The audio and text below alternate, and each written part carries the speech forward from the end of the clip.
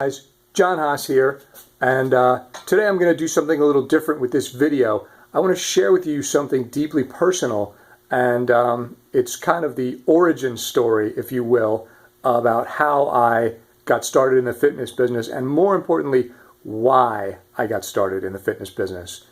So here we go. You ever get the feeling that your entire life is leading up to a certain point? A point where your real purpose is revealed, a point where your authentic self begins to come out, a point where you feel like everything is coming together and you know for a fact what it is that you're supposed to do, rather than kind of meandering about trying to figure it out. You actually have a solid, concrete feeling that you are in the right place, doing the right thing at the right time. Well, that certain point happened for me back in early November of 2009. And up until that point, I had spent 15 years or so kind of working in corporate America.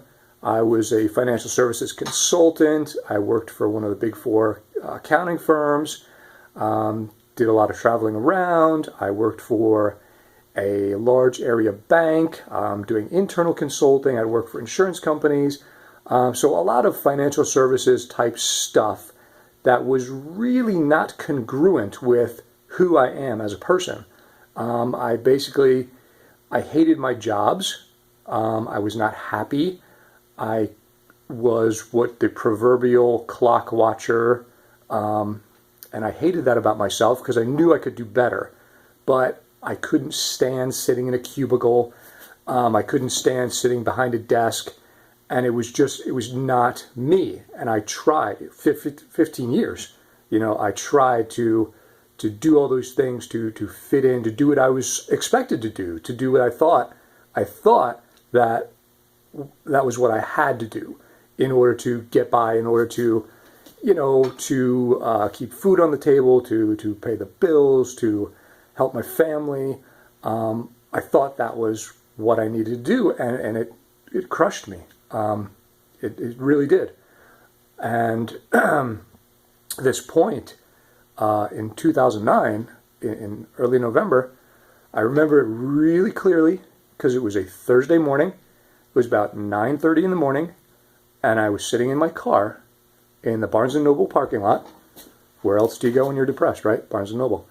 So I was sitting in my car, and my entire world had pretty much collapsed, because at that point I had just been laid off, and I had been laid off from a fairly lucrative job working for a large area bank, and I was sitting in my car, not sure what to do, not sure where to go. I wasn't ready to go home. I wasn't ready to face my family. Wasn't ready to face my parents or my kids, and I didn't know what to do. And I just sat there.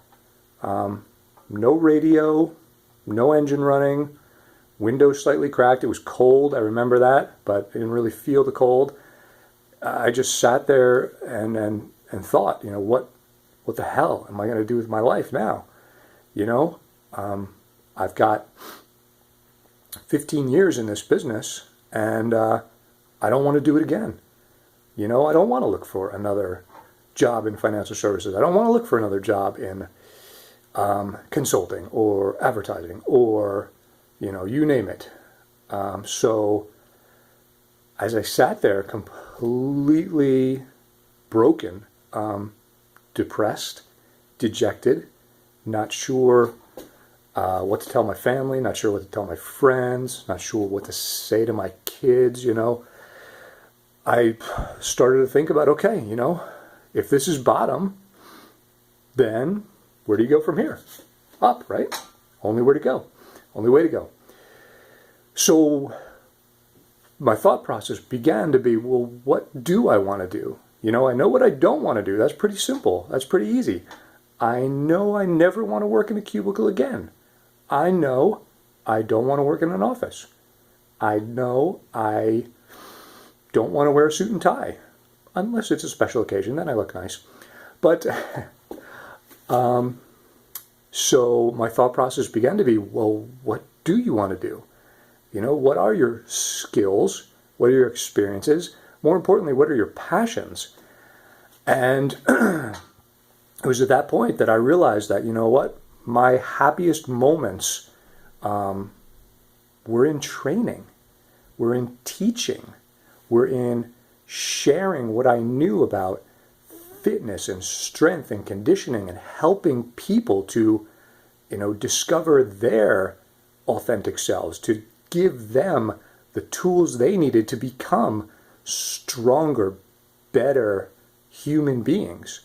And that really is my passion. That is where my authentic self lies, and that is what I figured out at that point, at that lowest point back in 2009.